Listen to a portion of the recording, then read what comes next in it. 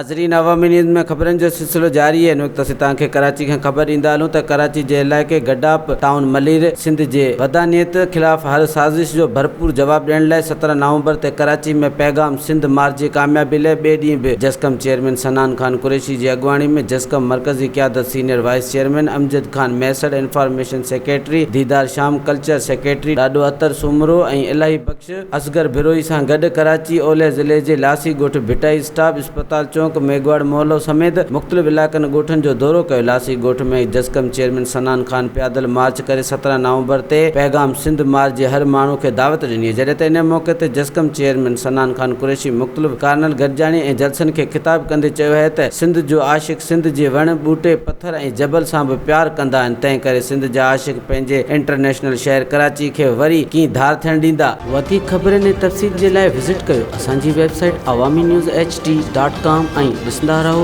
Awami news HD।